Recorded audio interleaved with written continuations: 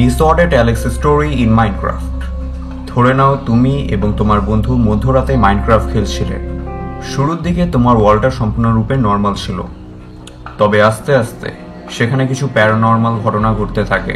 আর একটা সময় তুমি এমন কিছু দেখে নাও যার ফলে তুমি মাইনক্রাফট খেলাই বন্ধ করে দাও। তো কি হয়েছিল সেই ঘটনাটা, অথবা কি ঘটেছিল সেখানে? আজ আমি কথা বলবো মাইনক্রাফটের অন্যতম আর্মার লেজেন্ড ডিসঅর্ডার্ড অ্যালেক্স সম্পর্কে। আপনাদের মধ্যে অনেকেই আমাকে এ সম্পর্কে একটা ভিডিও বানাতে বলেছিলেন। আপনাদের রিকোয়েস্টে আমি মূলত এই ভিডিওটা নিয়ে আসলাম। আপনারা এভাবেই আমাকে ফেসবুক, ইনস্টাতে টপিক সাজেস্ট করতে থাকুন, যাতে আমি খুব তাড়াতাড়ি আপনাদের পছন্দের টপিকগুলো নিয়ে আসতে পারি, আর সাথে কানেক্টও থাকতে পারি। এই ভিডিওতে আমরা মূলত ডিসঅর্ডার্ড অ্যালেক্স সম্পর্কিত সকল বিষয় নিয়ে আলোচনা করব, আর আমি আশা করি এই ভিডিওটা আপনাদের অনেক মজা দিতে চলেছে। তো বেশি কথা না বলে এই ভিডিওটা শুরু করা যাক। কাহিনীটা কিছুটা এভাবে শুরু হয়। আমি এবং আমার বন্ধু রাতের বেলা মাইনক্রাফট খেলছিলাম। এখানে আমি কাহিনীটা প্লেয়ারের পয়েন্ট অফ ভিউ থেকে শোনাবো, যাতে আমরা সহজেই এই জিনিসটাকে ফিল করতে পারি। আমরা 3 জন প্লেয়ার ছিলাম একটা ফরেস্টের মধ্যে, আর আমরা সেখানে আড্ডা দিচ্ছিলাম। এর কিছুক্ষণ পর আমার খিদা লাগে, তাই আমি সেখানে পিগসের শিকারের জন্য বেরিয়ে যাই। সেখানে আবার আমাকে আটকানোর জন্য কিছু জম্বি চলে আসে। তখন আমাকে বাধ্য হয়ে তাদের সাথে ফাইট করতে হয়। আমি এরপর আমার বেসের মধ্যে চলে আসি। সেখানে আমার বন্ধুরা ঝগড়া করতেছিল। তখন আমি তাদেরকে আটকাই আর নিজের কথাটা বলি, কারণ আমার কাছে এই ওয়ার্ল্ডটা শুরু থেকেই অদ্ভুত মনে হচ্ছিল। আমি তাদেরকে বলি, আমি যখন এখানে পিক্সের শিকার করতে গিয়েছিলাম, তখন আমি এখানে আশেপাশে একটাও হস্টেজ মব দেখতে পাইনি। আমার কেন জানি মনে হচ্ছে কেউ হয়তো তাদেরকে মেরে ফেলেছে। তবে আমার সাথে থাকা প্লেয়ারগুলো আমার কথায় কোনো গুরুত্ব দেয় না। তারা নিজেদের মতো নিজেদের কাজ করতে থাকে। এরপর সকাল হয়ে যায়, আর আমার বন্ধুরা সিদ্ধান্ত নেয় যে আমাদের এখন এই ফরেস্টটাকে এক্সপ্লোর করা দরকার। তখন আমরা সেই ওয়ার্ল্ডকে এক্সপ্লোর করার জন্য বেরিয়ে যাই, আর আমরা একটা ভিলেজের খোঁজ করতে থাকি। আর কুয়াশার কারণে এই ওয়ার্ল্ডটা সম্পূর্ণরূপে ক্রিপি মনে হচ্ছিল। তবে এখানে যখন আমি সামনে যাচ্ছিলাম, তখন আমি আশেপাশে একটা প্লেয়ারের মতো কিছু একটা দেখতে পাই। আর আমি যখন এটাকে খেয়াল করতে যাব, তখন সেটা সেখান থেকে গায়েব হয়ে যায়। আমি সেই জিনিসটাকে দেখে চমকে যাই, তাই আমি আবারও সেই জায়গায় যাই যেখানে সেই জিনিসটা দাঁড়ায় ছিল। তবে এখন আমি সেখানে কোনো কিছুই দেখতে পাচ্ছিলাম না, তাই আমি সেই জিনিসটাকে অ্যাভয়েড করে সামনের দিকে নিজের যাত্রা শুরু করি।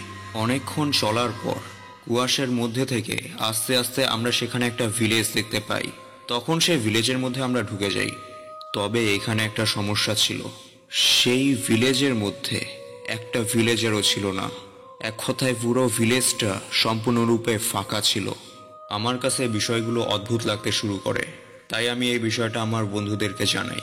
আমি তাদেরকে জানাই যে এই ভিলেজটা আমার কাছে কিছুটা অদ্ভুত মনে হচ্ছে, আর আমি আশেপাশে এখানে কোনো ভিলেজারও দেখতে পাচ্ছি না। তখন আমার বন্ধুরা বলে, আমাদের কাছে এই ভিলেজটা কেমন জানি পুরনো মনে হচ্ছে। এমন মনে হচ্ছে যেন আমরা মাইনক্রাফটের 1.9 ভার্সনটা খেলছি। তখন আমি তাদেরকে বলি, আমরা আসলে 1.16 ভার্সনটা খেলছি, আর সেই সময় সেটা আপডেটেড ভার্সন ছিল। এরপর আমরা এই ভিলেজটাকে এক্সপ্লোর করতে থাকি লুট খোঁজার জন্য।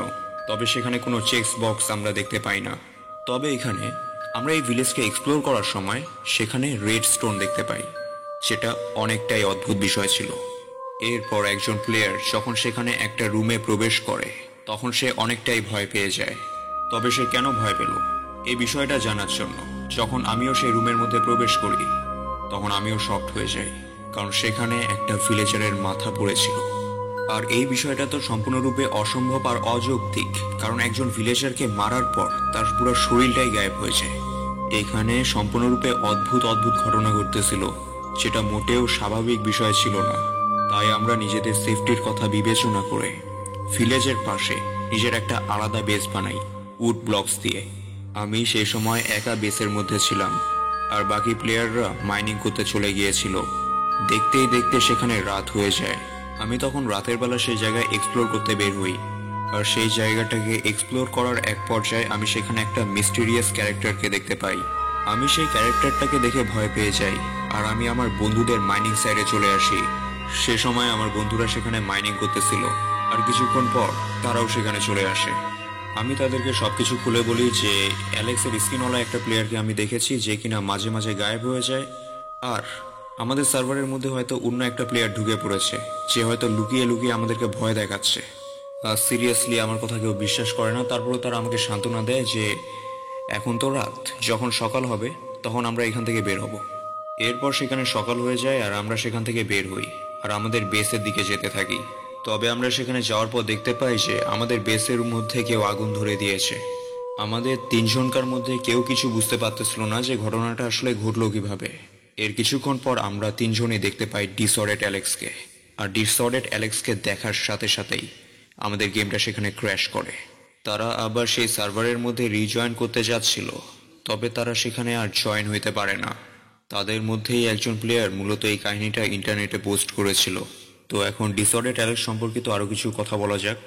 ডিসঅর্ডার এর অর্থ হলো এটা কোনো জিনিসের দেখার ধরনটাকে বদলায় দেয় আর কোনো জিনিসকে আরো ক্রিপি বানিয়ে দেয়। এটা অ্যালেক্সের একটা ক্রিপি রূপ। আর অনেক থিওরিস এটাও বলে যে এই ডিসঅর্ডার অ্যালেক্সের কানেকশন নাকি জায়ান্ট অ্যালেক্সের সাথেও আছে, কারণ এদের স্কিন সম্পূর্ণরূপে একই রকমের দেখতে। খালি পার্থক্য হলো জায়ান্ট অ্যালেক্স ডিসঅর্ডার অ্যালেক্সের থেকে 10 গুণ বড়। আশা করি আপনাদের এই ভিডিওটা অনেক ভালো লেগেছে। যদি এই ভিডিওটা ভালো লেগে থাকে তাহলে এই ভিডিওতে একটা লাইক, আর খুব ভালো লাগলে বন্ধুদের সাথে শেয়ার করতে একদমই ভুলবেন না। আজ যেমন আপনারা ডিসঅর্ডার অ্যালেক্সের উপর ভিডিওটা দেখলেন, ঠিক একইভাবে আমরা জায়ান্ট অ্যালেক্সের উপরেও একটা ভিডিও বানিয়ে রেখেছি। আপনারা চাইলে সেই ভিডিওটাও দেখে নিতে পারেন, অথবা মিমিসারের উপরেও একটা ভিডিও বানানো আছে, আপনারা চাইলে সেটাও চেক করতে পারেন। তো ধন্যবাদ, দেখা হবে নেক্সট ভিডিওতে।